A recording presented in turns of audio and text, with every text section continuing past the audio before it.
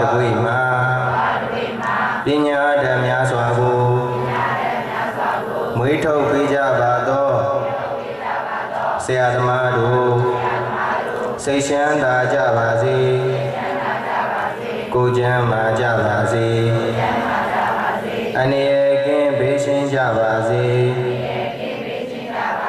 ဂုဏ်တရေထိန်လင်းဤကြောင်းတော်အတွင်းသို့